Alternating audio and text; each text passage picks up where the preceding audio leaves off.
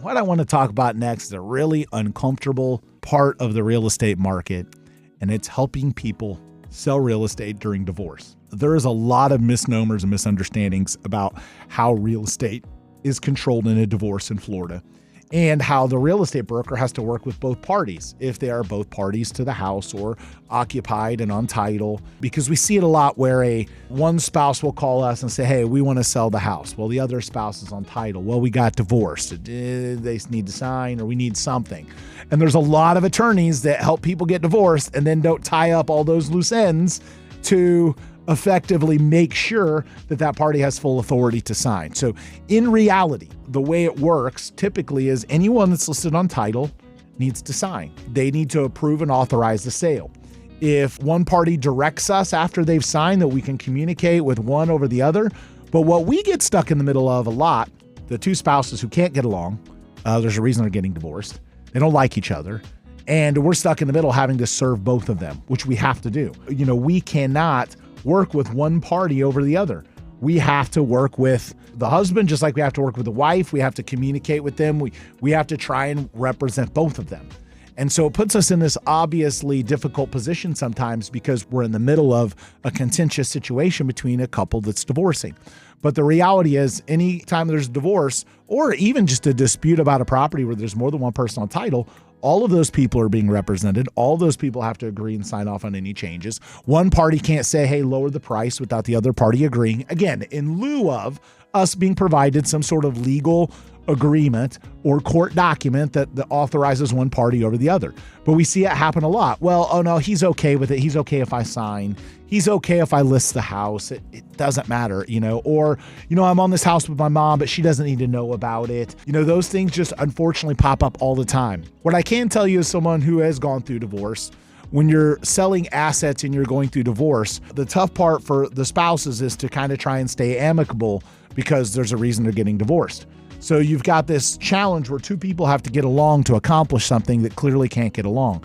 And a lot of times it turns into things that homeowners that are divorcing make mistakes on because they're mad at their spouse. Well, I don't want to agree to that because he wanted to do it. Or I don't want to agree to it because she wanted to do it. And so we get stuck in the middle with sometimes trying to make a good piece of advice, one of the spouses, and then the fact that one spouse agrees to it, the other doesn't, simply because the one spouse agreed to it, even though it's the right call. So what I would tell you is do your best to set aside the emotions of your divorce and think of owning real estate during divorce or post-divorce as a business decision. That is now a business partner. Stop thinking about them as the emotional person that mess you up. This is a business decision. You have a business partner that now you need to work with to put more money in your pocket. I cannot tell you the number of times I've seen divorcing couples screw up, lose money, waste money, not get their home sold, eat a bunch of money because they're feuding and disagreeing just to disagree.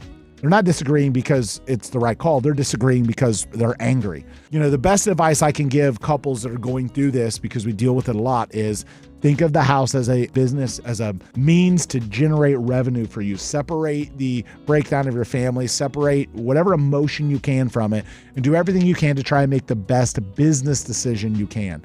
The other thing that I see happen way too often is the sale gets prolonged because two people can't get on the same page because they're just used to fighting. And as the sale gets prolonged, guess what? That means you got to continue to be in communication with and deal with the person that you don't want to be with anymore.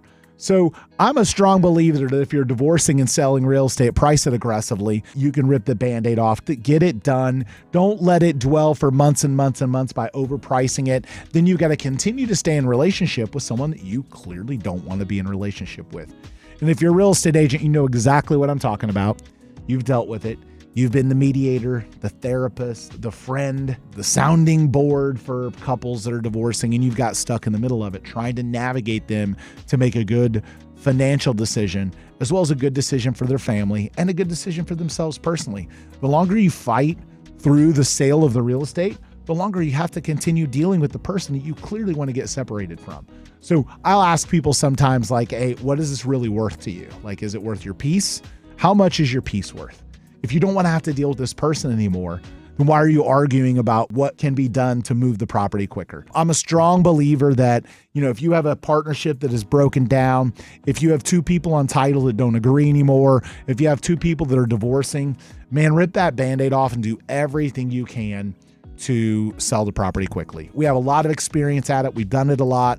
It's a challenging transaction. It's one that just unfortunately over and over again, we get into rough patches with because the two sellers can't get on the same page and fight over everything. And it prevents us from being able to do the job to help them sever that piece and move on. If you're a real estate agent, and I just want to tell you, this is not the real estate market if you want to be a part-time, do a deal here and there, not really work, have money rain from the sky. That was COVID. That was unicorn fairy tale fantasy land, and it's over. But if you're a real estate agent that wants to work, we have an enormous database, still doing a ton of marketing, just like you're hearing me now.